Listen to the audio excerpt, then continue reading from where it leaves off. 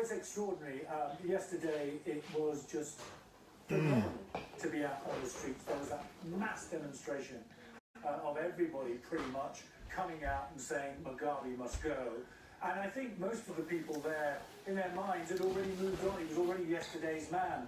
But of course, we've been waiting for this moment, or at least the moment we expect to come. But I wouldn't put it past Mugabe to keep us waiting. Awaiting the presser from His Excellency the President of Zimbabwe. Comrade Mugabe is about to address a press conference. So we're just getting ready here with my own equipment. But it does mean it's coming to an end.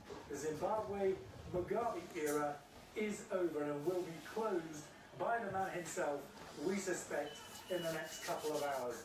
Then what happens? Well, the press conference is imminent. I don't know how long it's going to take, but apparently he's actually writing his resignation letter as we speak. I think I need to get my flag now. Let me try and see if I can find my flag.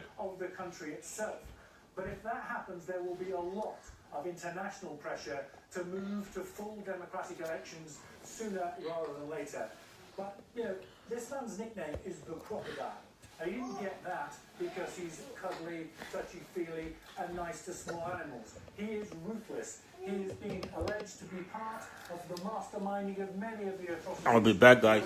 The whole 37 years of Mugabe's reign here. So this is a man who knows all the tricks, all the dirty tricks. But, and here's the key difference, he's said to be a pragmatist. He knows that if he's to be successful, if his country is to be successful, it needs international investment. It is on its knees economically. And that investment will not come either from the West or indeed from China, who invested here very, very heavily over the past years, but have had their fingers burned like everybody else from the maladministration in this country. Nobody's going to pump money in the levels that is needed here unless Mugabe is gone, unless whoever replaces it at least looks like they can do business with them. So I think the new regime may look very similar, may have a lot of the same traits, but it will have to be different for anybody to try and resurrect this country, Gillian. Well, let's just give a bit more detail about the man you speak of, Emerson Mnangagwa, the man expected to replace Mugabe as president. It was his dismissal. Right. Hi, Patricia. How are you? I think it's about to happen. It looks like the old man is beginning to see sense. So we await his press conference. Get your flags out, guys. It's almost independent. So let's see. So my assessment so far is that let's see if I can put this here. He's been the subject of sanctions from the EU and the US. There it is. My little flag there. So my flag is falling. I think for the international community to even agree not to there. look at the situation, there would have It's a to be bit too date shiny. sometime in the mid-future at the very latest for elections. But I think from what you've just been reading out, from what we know about this man, I think it's fair to say it would be the best of what is a very bad job. This man is no saint by a long way. Right. So my assessment so far, Nyaradzi, Babington, Sugolu Claire, and there's two more. If anyone wants to join me, please let me know. But my assessment so far is what has happened, what has just happened, is that I think we had factional fights in the ruling party, and these factional fights have led to factions within the ruling party, and obviously we've had this succession battle taking place, involving the G40 and the La Costa teams, unofficially, of course. And so what's happened now is that the G40 was almost taking control of the party before Congress. And we know that these people, when there's a Congress, and if they are opposing sides, they try to consolidate that power before the day of the Congress. Congress is almost rubber stamping what's already in place. So this is what has been happening. When Joyce Mujuru was ousted from the party together with other people like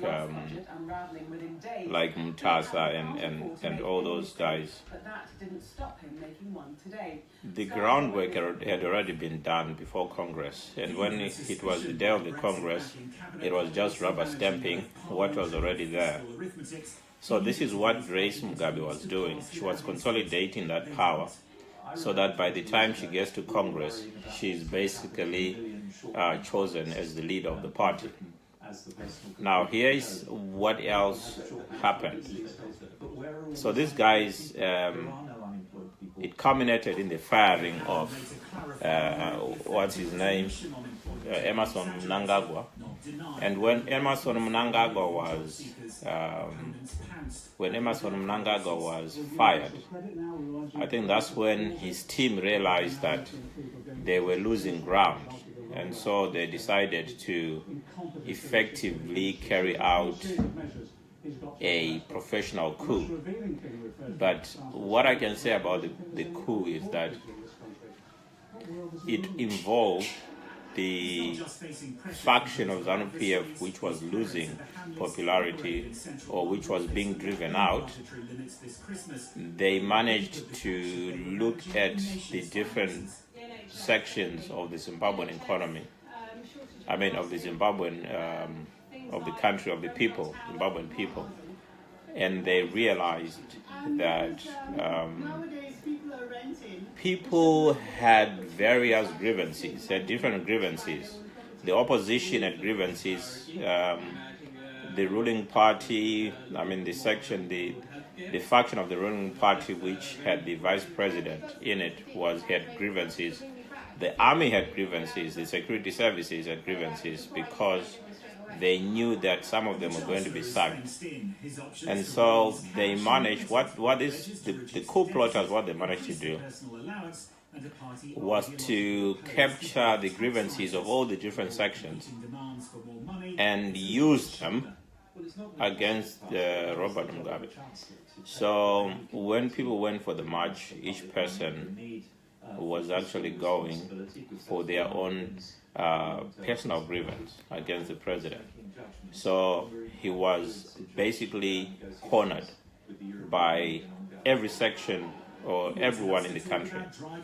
So I think that has led to the negotiations now being instituted and culminating in what is now an imminent resignation announcement by the president.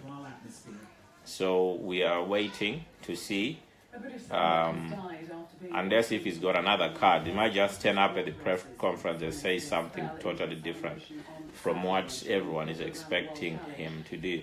So the next stage now, because he's been fired from his own party, the next stage is for Parliament to impeach. And Parliament can only institute proceedings starting on Tuesday. So as it stands now,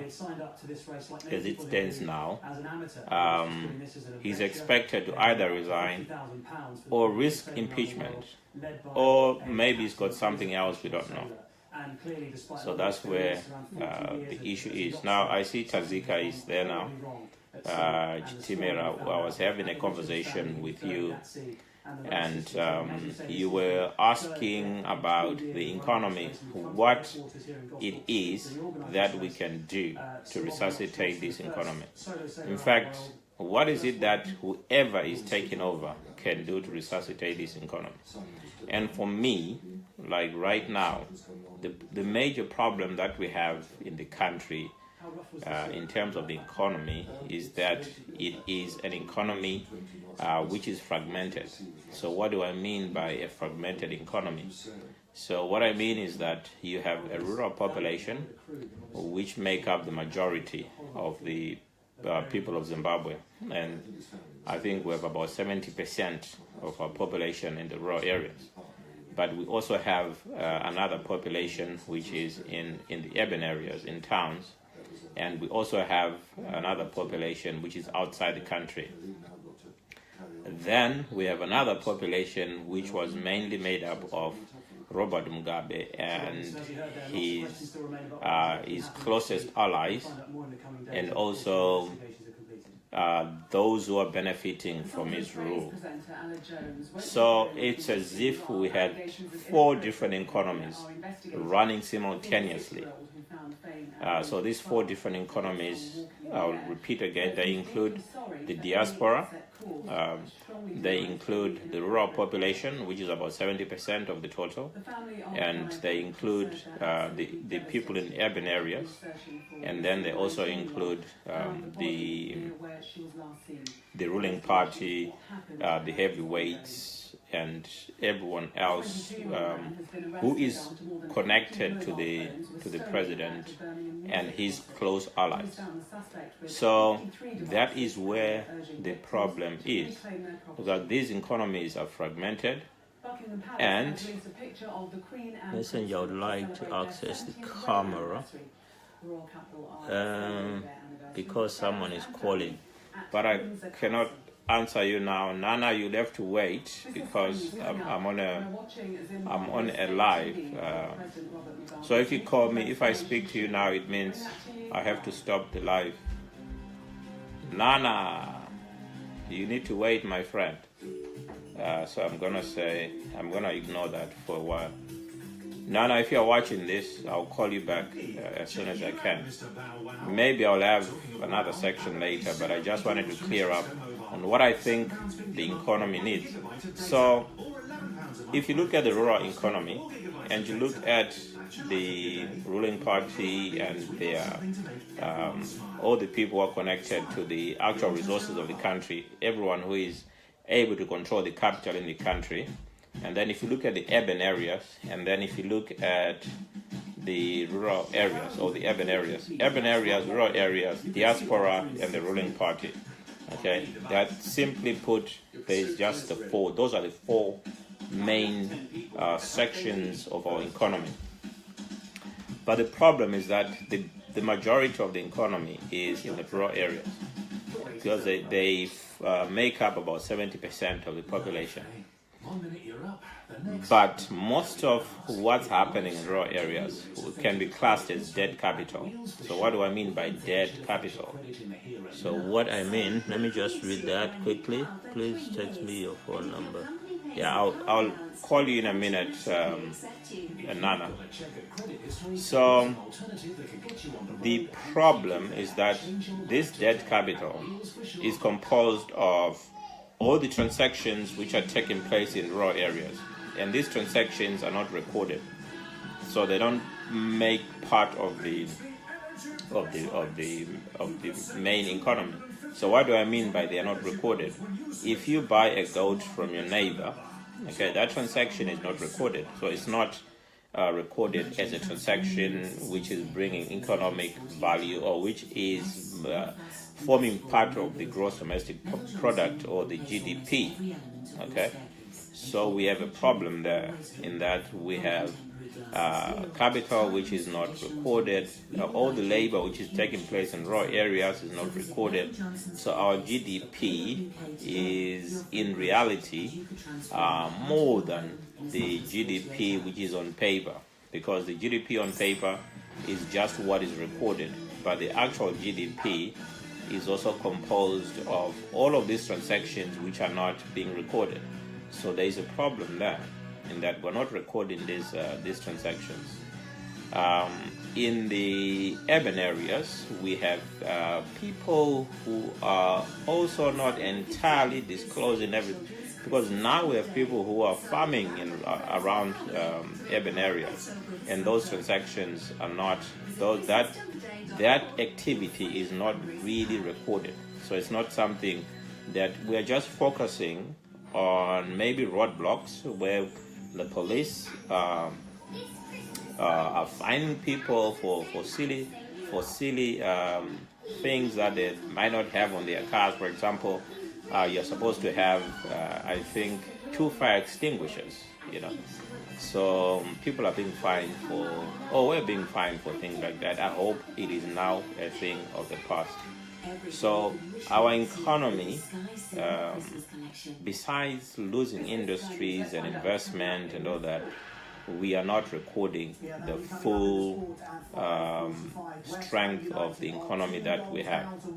So that is a big problem. Our recording, our documentation is poor, which is why I'm of the opinion that we need to have this blockchain technology and start using it to record our transactions and be able to resuscitate some of that debt capital.